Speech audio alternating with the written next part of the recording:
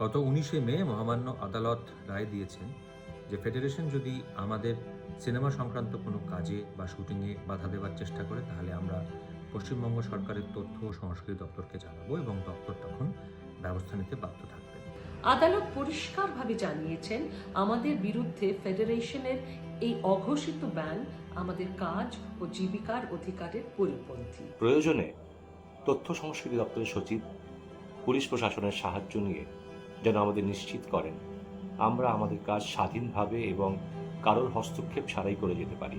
আগেও বলেছি, এখনো বলছি, আমাদের মামলা কোনোভাবেই টেকনিশিয়ানদের বিরুদ্ধে নয়।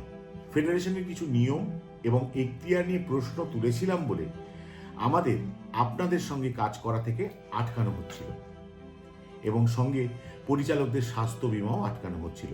তাই আমরা মামলা দায়ের করেছি। কেন তুলেছিলাম প্রশ্নগুলো? কারণ ইন্ডাস্ট্রিতে প্রত্যেকটা মানুষ জানেন ফেডারেশনের এই যুক্তিহীন অদ্ভুত নিয়মের কারণে বাংলা ইন্ডাস্ট্রির আজকে কি হাল হয়েছে। আমরা মনে করি সেটা বদলানো সম্ভব এবং আমরা সেটা বদলাতে চাই। এখন কোর্টে ফেডারেশন বকুনি খেয়ে আপনাদেরকে মানে টেকনিশিয়ানকে বোঝানোর চেষ্টা করছে যে আমাদের আসল মামলা করার উদ্দেশ্য হচ্ছে আপনাদের কাজ কেড়ে নেওয়া। বাস্তবে ব্যাপারটা ঠিক উল্টো।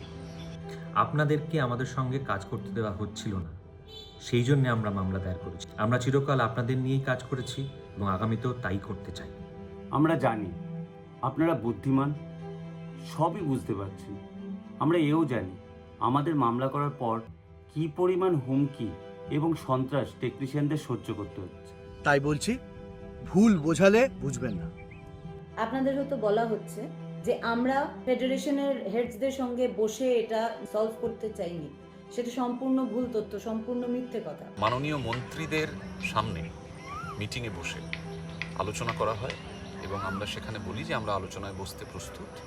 ফেডারেশন নেতৃবৃন্দ বসতে চাননি আমাদের সঙ্গে, তার প্রমাণও আপনারা চাইলে আমরা দেখাতে পারি।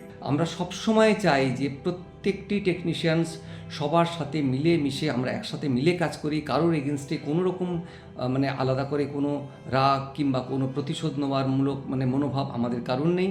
আদালতের রায়ের পরও আপনাদের সঙ্গে আমাদের কাজ করতে দেওয়া হচ্ছে না। সেই কারণে কিছু গিল্ডের সেক্রেটারির বিরুদ্ধে আদালত অবমাননার মামলা করা হয়েছে। আবারও বলছি, সাধারণ টেকনিশিয়ানদের বিরুদ্ধে নয়। এই ব্যাপারেও আপনাদের ভুল বোঝানো হতে পারে, ভুল বুঝবেন না। আদালত আমাদের অভিযোগ খুঁটিয়ে দেখছেন এবং ইতিমধ্যেই স্পষ্ট কিছু নির্দেশও দিয়েছেন। একটা কথা মাথায় রাখবেন, কাজ কিন্তু ফেডারেশন এনে দেয় না, দিতে পারে না। কে বা কারা কোন কাজ করবেন সেটা ঠিক করারও ওরা কেউ নন। আপনাদের কারুর স্বার্থ বিঘ্নিত হলে তখনই তাদের ভূমিকার প্রশ্ন আসে। সে ব্যাপারে তাদের অবশ্যই গুরুত্ব আছে, কিন্তু ফেডারেশন আপনাদের মালিক নয়। আপনাদের এক পয়সা রোজগারের ব্যবস্থা করার ক্ষমতা এবং অধিকার তার নেই। কিন্তু ফেডারেশন আপনাদের সঙ্গে আচরণ করেছে মালিকের মতো, এটা সবসময় মাথায় রাখবেন। আমরা কাজ করতে গেলে আমাদের সঙ্গে অসহযোগিতা করতে ওরা আপনাদের বাধ্য করছে। বাংলায় একটা প্রবাদ আছে, ধোপা নাপিত বন্ধ করা। এক্ষেত্রেও এই কায়দাটাই নেওয়া হয়েছে। আমরা যারা দশকের পর দশক ধরে একসঙ্গে কাজ করেছি, নানা কাজ করেছি, রোদে জলে ঝড়ে বৃষ্টিতে পাশাপাশি হাতে হাত মিলিয়ে কাজ করেছি, তাদের মধ্যে দূরত্ব তৈরি করার চেষ্টা হচ্ছে এবং চেষ্টা করা হচ্ছে যাতে আমাদের কাজ বন্ধ করে দেওয়া যায়। ফেডারেশনের নেতৃবৃন্দকে একটা কথা স্পষ্ট করে বলে রাখি, আমাদের কাজ আপনি বা আপনারা বন্ধ করতে পারবেন না। দুনিয়ায় কেউ কারো কাজ বন্ধ করতে পারে না। আপনারা ভয় দেখানোর চেষ্টা করছেন, কিন্তু তাতে লাভ হচ্ছে না।